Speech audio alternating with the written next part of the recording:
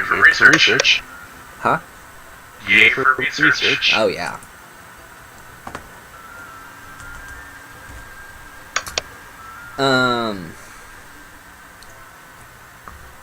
So, I mean, Xanador just maintains map control because of his research. Oh, man. You don't see that too often. People have to be this bad for that to happen. Where a single Ling will just guarantee you map control this late into the game. I mean, you look at it and Team 2 is still behind 2 bases, so... Ouch. Yeah. I mean... Okay, usually... okay, let's explain the thinking of Team 2. Team 2 says to themselves, usually, people attack around the 8-minute mark. So, we need to have an army to stop that aggressive push that usually comes in, so that we can secure our bases. So they build this big army. And they basically sit at home with it to defend, and they feel comfortable because I have an army, you can't kill me. So now I can expand. And what Xanador and Frogman and Agenty are doing is, well, oh. I like this from Xanador. Xanador realized that the problem with this sensor tower is that it doesn't really serve the purpose of detecting drops, so he's spreading his creep specifically where it will see drops. Oh man. He hasn't spread it where he normally should spread it to connect his bases. He's just spreading it to find drops. And he's going Muta, so if he sees any drops, he'll just shut it down hard. So, yeah, it's not bad. Well, looks like another base for Frogman. Wow, that is a little excessive on the photon cannons. Anyways, not very good. Not effective, Yeah. Yeah. Okay, if any of you guys play Protoss, and you watch this program, and you play me on the ladder, do not go for mass cannons and mass void rays. Not only will you be slaughtered, I will be very frustrated that you learned nothing.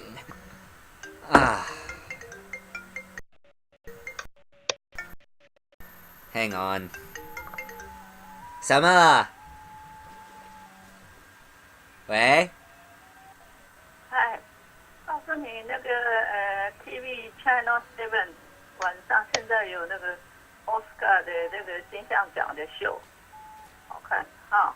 我不看电视，再见。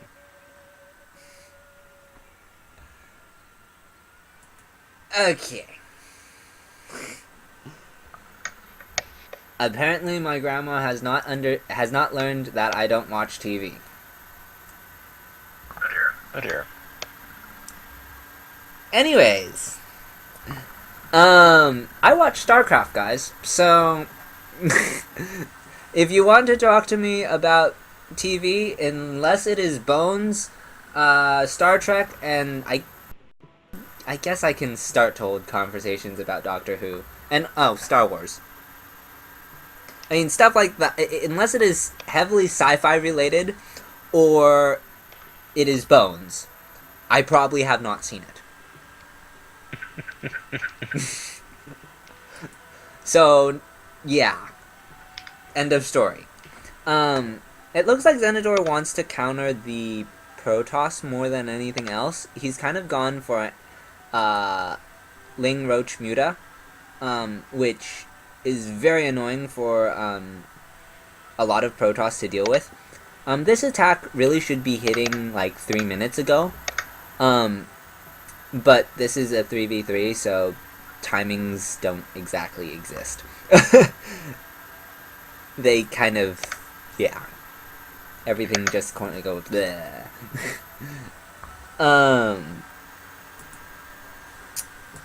Anyways, what was I saying before this phone call interrupted me? Cannons don't do that. Learn nothing. Yeah. I mean, essentially, of all the things that you could do, it's like, to me, it's worse than cheese, because you've just drawn out the game with a guaranteed loss. Now, I have lost to people that have done that on occasion. However, it is very rare. And usually it's because, like, I didn't build a Stargate, or it's usually something very simple to fix that I just, or another thing that occurs every so often is that, like, I see that they've done that and I just try and kill them, before it gets going, and they had, like, I thought they had 3 cannons, but they really had 5 cannons, so then I lose my army, and then I'm behind, so then it turns into this stupid long war that turns into another base race, and it's not a pleasant experience for anyone.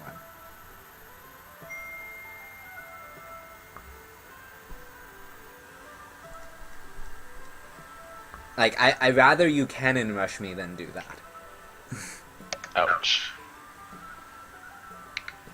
Not that that's a smart idea either, because I usually win those, but... Or I cannon rush you.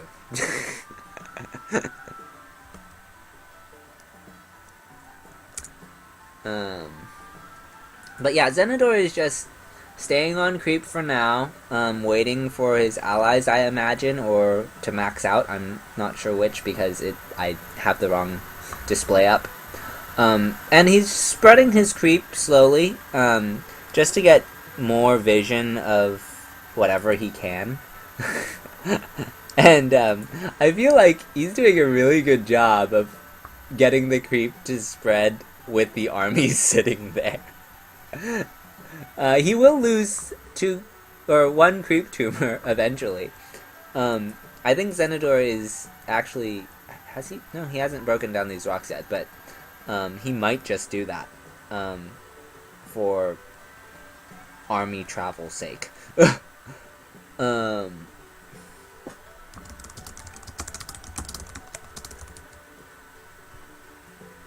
Lot of Tempest Void Ray. So, okay, this is the other thing. This is better than what I was talking about, because Tempest eat Colossi, and they have the range so that you can deal with them. So then the Void Rays are really to protect the Tempest instead of doing everything, and that's good.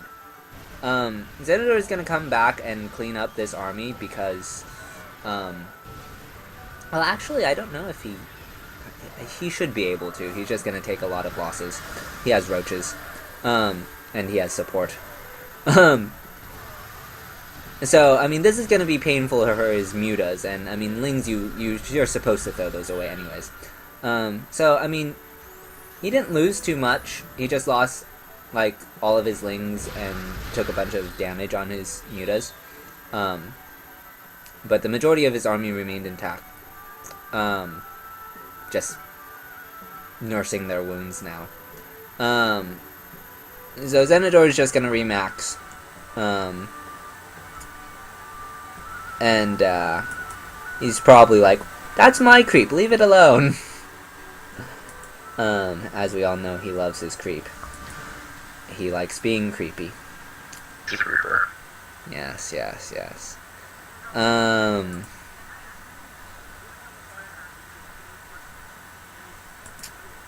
So I think Xenador is largely just gonna use his mobile army to swing around and outflank the opponent, and just sort of support Frogman that way. Because Frogman does have a decent composition. This is not bad. I'd like to see some gateway units in it, or if not gateway units, Colossi. If not Colossi, some carriers, like a pair of them. And basically the reason is that there's nothing to tank for this Air Force. So Xenador is going to lose all his ground force since there's nothing to tank for the air. He still will maintain a more dominant army because he has a pretty sizable Mutaflock, and this is a lot of Void Rays. So, I mean, Team 1 does have the better army composition for... This Thor is annoying, these Void Rays are annoying, the Marines and Stalkers are also annoying. But there's just not enough of them here. There's a big question as to where Teal is in this fight, and our answer is kind of over here. Teal is trying to deal with these Thors back home. But, I mean, at the end of the day, Xenador and Frogman are just going to clean all of this up. There's no prismatic alignment, it has run out, but there's still too many Void Rays after that. There is a Thor, but it's gone now. So really there's no anti-air left in this army. So the Tempest and Void Rays and Mutalisk are just gonna reign supreme because there's no anti-air. There's some anti-air over here, but that's not enough to stop Xenador and Frogman. Xenador's reinforcements are getting picked off, but those are roaches, so they don't really care. And Xenador and Frogman are just gonna keep pushing the issue. There are some roaches or stalkers here for our purple Protoss, but roaches are coming in for Xenador. So does it? I mean, roaches plus mutas beat stalkers easily. Reaper beating Stalkers. I said roaches plus mutas?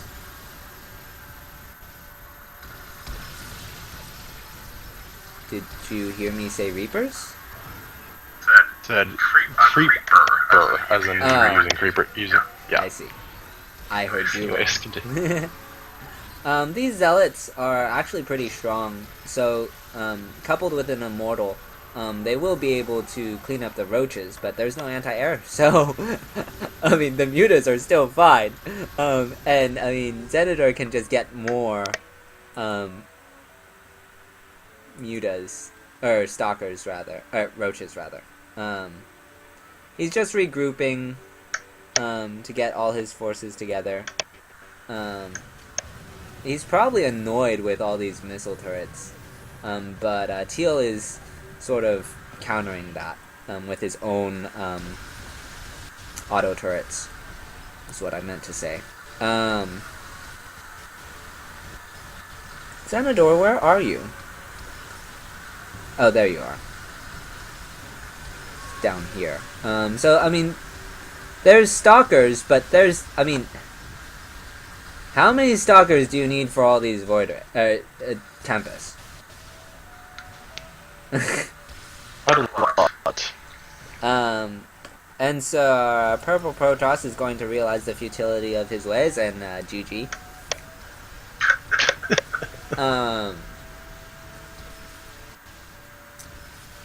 Xenador is just picking off pylons because he's a Protoss player, so he knows what to focus fire. Actually, I think he's going for the cannons because there's too many pylons. Yeah, he is.